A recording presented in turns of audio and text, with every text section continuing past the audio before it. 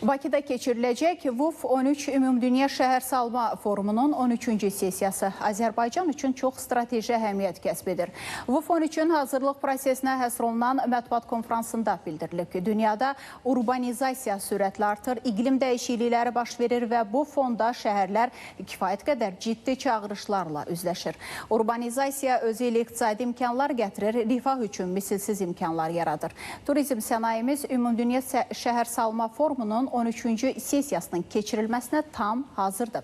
Tədbirin turizmi baxımından əsas fokusu Bakı və Abşeron olacaq. Məhz bu ərazilərdə yerləşdirmə imkanlarının təmin edilməsi məqsədi ilə 100-dən çox otel ilə kommunikasiya qurulub ki, qonaqların qəbulu yüksək səviyyədə təşkil olunsun. Şəhərlər həm bundan əziyyət çəkirlər, həm də bu iqlim dəyişikliyinə özləri də yaxşı mənada deməsə də töhfə verirlər. Ona görə də şəhərlərlə bağlı məsələlərin ciddi müzakirəsinə ehtiyac daha da əhəmiyyətli bir məna daşıyır.